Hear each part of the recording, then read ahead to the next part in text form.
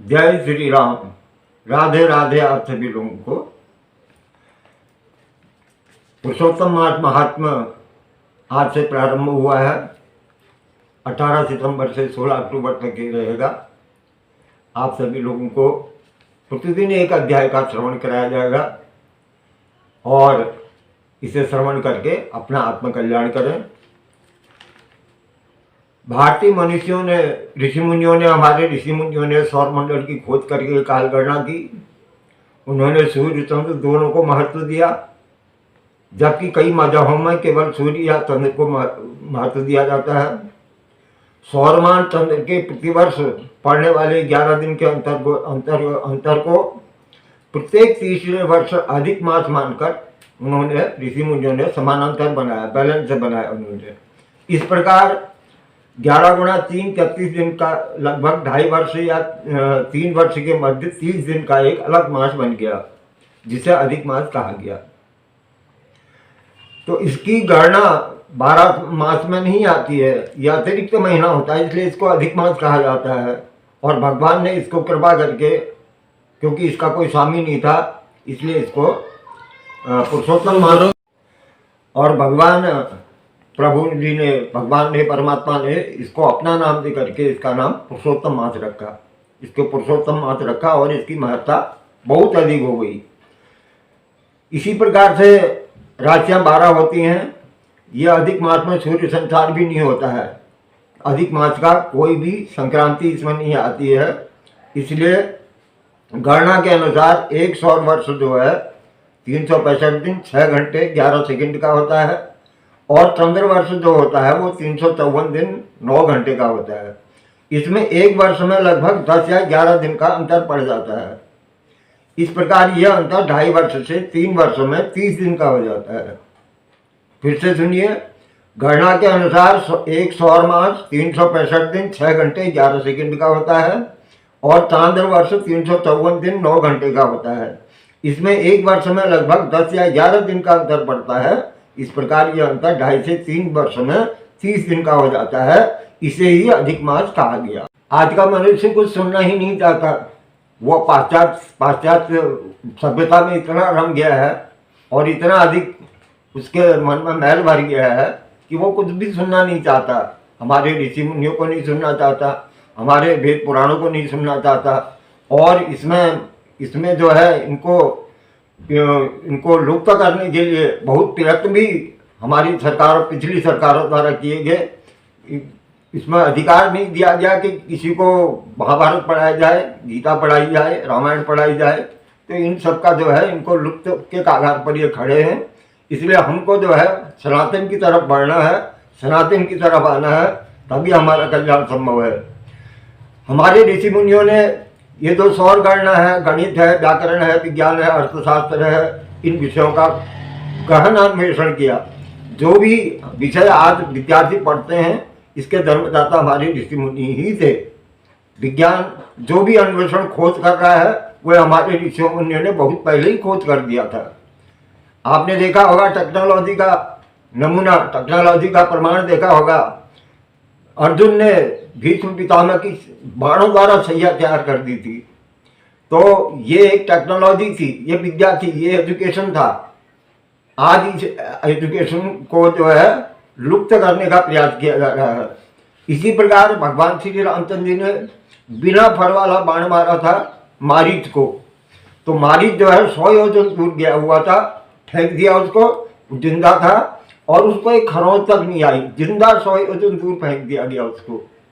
तो इस प्रकार जो है ये क्या था, ये विद्या थी, ये एजुकेशन थी, ये टेक्नोलॉजी थी। इसी प्रकार से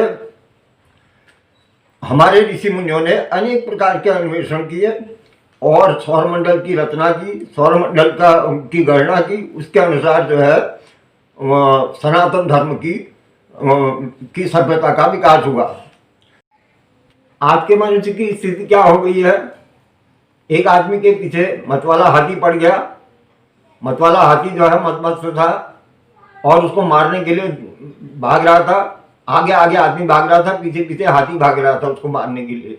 भागते भागते भागते भागते जब आदमी ने ये सोचा कि मुझे बचने का कोई उपाय नहीं है, तो वो एक आगे खाली कुआं मिला उसको, कुएं में कूद गया। उसने सोचा अब तो जान बचनी नहीं है, इसलिए कुएं में कूद जाओ, बच गया तो ठीक है, नहीं बचा तो ठीक है।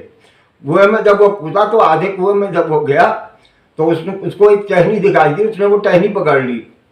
टहनी पकड़ करके वो नीचे देखता है तो जहरीले सांप बिच्छू उसको खाने के लिए तैयार थे।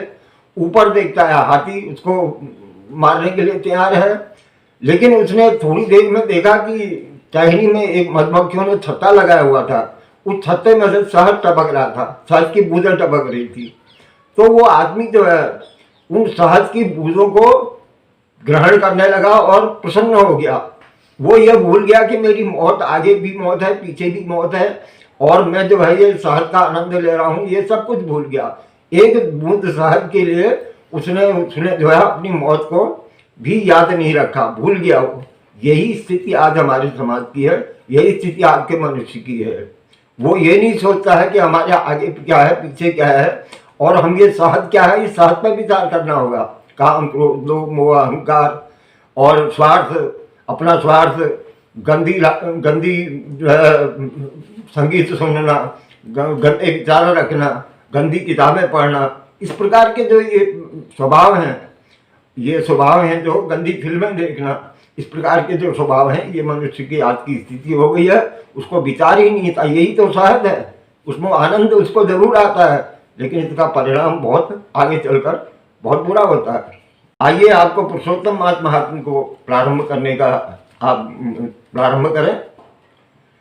वंदे मंदार मंदारम वृंदावन विनोदिनम वृंदावन कथानाथम पुरुषोत्तम अद्भुतम। कल्प वृक्ष के समान फल देने वाला, वृंदावन में विनोद विहार करने वाले, अनेक कलाओं के स्वामी श्री पुरुषोत्तम की मैं वंदना करता हूँ। वसुदेव सुतम देवम कंसताणुमर्दनम देवकी परमानंदम कृष्णम वंदे जगत गुरु। तो मैं श्री कृष्ण भगवान जो पुरुषोत्तम रूप में है, भगवान श्री राम जो पुरुषोत्तम रूप में है, ऐसे परम पिता परमेश्वर को, पुरुषोत्तम जी को मैं प्रणाम करता हूँ। प्राचीन काल में नैमिषारण्य नामक तीर्थ में 28,000 ऋषिगण एकत्र हुए, और पहले से जो ऋषिगण एकत्र होते थे वो पूरे विश्व के कल्याण के लिए वहाँ पर एकत्रित होते थे, चर्चा किया करते थे। इसी प्रकार 28,000 ऋषिगण एकत्र हुए, और जब वो एकत्र हुए तो आपस में उनकी जो है वार्ता चल रही थी। इसी बीच में सूत जी का आगमन हो गया वहाँ पर, और सूत जी जब आए तो उन्होंने सारे जो 88,000 ऋषिगण थे उनको अर्घ्यपाद्य देकर उनका सम्मान किया, उनको आदर दिया, और एक आसन, स्वच्छ आसन और सुसज्जित आसन पर उनको बिठा दिया सूत जी को। जब सूत जी बैठ गए तो सारे ऋषिगण भी बैठ गए, और बैठ करके उनसे प्रार्थना करने लगे। 28,000 ऋषिगण प्रार्थना कर रहे हैं सूत जी से, कह रहे हैं कि हे सूत जी, हे महाराज, आप जो हैं हमको एक ऐसी कथा सुनाइए जो संसार का कल्याण करने वाली हो, मनुष्य का कल्याण करने वाली हो। ऋषि मुनियों के ऐसे विनीत भाव से कहे हुए वचनों को सुनकर के सूत जी महाराज करबद्ध आदर भाव से उन ऋषि मुनि से बोले कि हे मुनिगण, मैं आपको एक ऐसी कथा अवश्य सुनाऊंगा। मैं सभी पुण्य तीर्थों का भ्रमण करता हुआ कुरु और जंगल देशों में होता हुआ हस्तिनापुर में गया था। सूत जी बता रहे हैं 28,000 ऋषिगणों को कि मैं हस्तिनापुर भी गया था घूमते घूमते। वहाँ मैंने सुना कि महापुण्यात्मा राजा परीक्षित अनेक मुनियों सहित अपने राज्य को त्याग करके गंगा के तट पर आए हुए हैं, और गंगा के तट पर जो है बैठे हुए हैं, वो अपनी शंकाओं का समाधान चाहते हैं। वहीं पर मैंने, सूत जी कह रहे हैं कि हे मुनिगणों, वहीं पर मैंने महामुनि परम तेजस्वी सुखदेव जी के दर्शन किए और उनको प्रणाम किया, और सुखदेव जी को उन मुनियों ने अपने बनाए हुए उच्च आसन, सर्वोच्च आसन बनाया हुआ था, खूब ऊंचा आसन, उसमें विराजित कर दिया सुखदेव जी को। और सुखदेव जी जो है महाराज परीक्षित को श्रीमद् भागवत की कथा सुनाने लगे। श्री नारद पुराण पुरुषोत्तम महात्म्य का ये पहला पुष्प श्री पुरुषोत्तम भगवान जी को अर्पण है। जय श्री राम। अगली अगली अगला अध्याय कल फिर आपको श्रवण कराऊंगा। यदि आप श्रवण करना चाहें तो मेरी YouTube में जाकर के मेरी वीडियो को श्रवण कर सकते हैं। धन्यवाद। जय श्री राम। राधे राधे।